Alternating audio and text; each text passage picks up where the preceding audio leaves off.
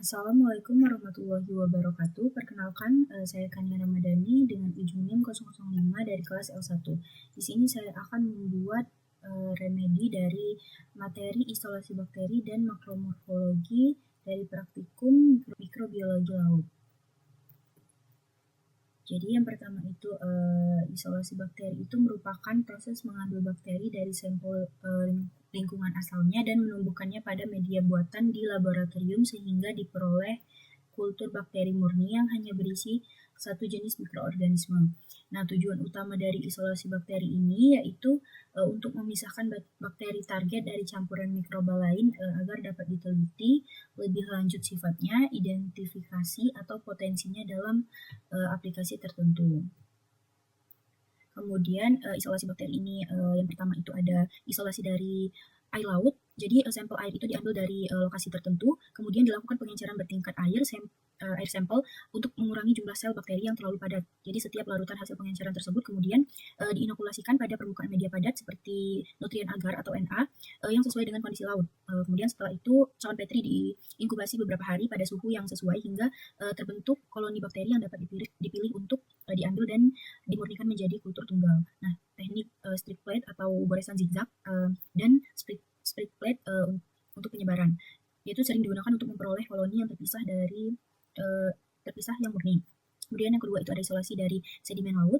Jadi sampel sedimen itu diambil menggunakan alat steril pada permukaan atau lapisan tertentu sedimen. Nah, sedimen tersebut kemudian disuspensikan ke air laut steril, diikuti dengan pengenceran bertingkat seperti pada isolasi air laut. Setelah pengenceran itu beberapa tetes suspensi itu ditanam pada media agar yang sesuai dan diinkubasikan. Nah, koloni yang tumbuh selanjutnya itu dapat dipilih untuk diperoleh isolat murni yang kemudian dikarakterisasi lebih jauh secara morfologi. Kemudian yang ketiga itu isolasi dari biota laut.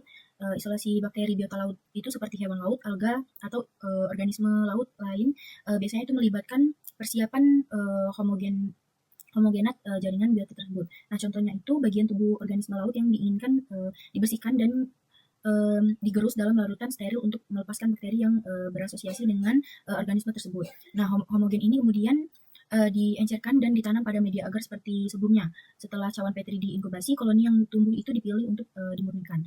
Jadi metode ini sering digunakan dalam penelitian bakteri simbiotik, bakteri yang hidup pada permukaan atau jaringan biota laut maupun bakteri dengan fungsi bioteknologi tertentu.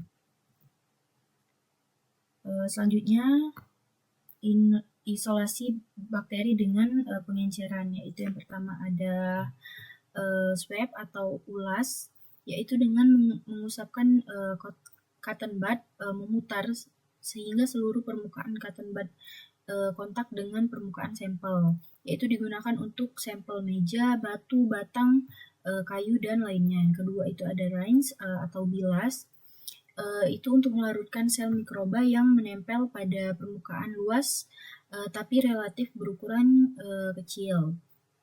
Kemudian yang ketiga itu ada penghancuran. Jadi sampel yang terbentuk pada padat dapat ditumbuk dengan mortar dan pestle sehingga mikroba yang ada di permukaan atau di dalam itu dapat dilarutkan ke dalam air. Contoh sampelnya itu buah, biji, dan lain-lainnya. Nah, selanjutnya itu ini teknik pengenceran bertingkat. Jadi untuk memperkecil atau mengurangi jumlah mikroba yang tersuspensi dalam cairan itu digunakan teknik pengenceran bertingkat seperti ini. Penentuan besar atau banyaknya itu pengenceran tergantung kepada perkiraan jumlah mikroba dalam sampel. Jadi perbandingan yang digunakan itu adalah 1:9 untuk sampel dan pengenceran pertama dan selanjutnya. Sehingga pengenceran berikutnya itu mengandung 1 atau 10 sel. Nah, kemudian ada teknik penanaman. Jadi yang pertama itu pour plate method, yaitu sampel bakteri 0,1 sampai 1 mili itu dimasukkan ke cawan Petri kosong, lalu ditambahkan agar nutrien cair. Nah, setelah itu cawan diputar agar tercampur merata dan dibiarkan memadat. Nah, koloni bakteri akan tumbuh di dalam dan di permukaan agar. Kemudian yang spread plate ini, jadi sebanyak 0,1 mili sampel bakteri itu diteteskan pada permukaan media agar padat. Sampel kemudian diratakan dengan alat penyebar di permukaan. Jadi koloni bakteri itu hanya tumbuh di permukaan media. Nah, kemudian yang seperti sudah saya jelaskan sebelumnya tadi, ini cara kerjanya. Yang pertama itu pipetkan 0,1 mili suspensi bakteri, kemudian ratakan dengan batang Douglas clay, kemudian diinkubasi, dan ini pertumbuhan koloni setelah kita inkubasi. Kemudian cara teknik pour plate ini, pertama itu pipetkan 1 mili suspensi mikroorganisme pada cawan Petri, kemudian tuangkan 15 mili medium agar yang masih cair.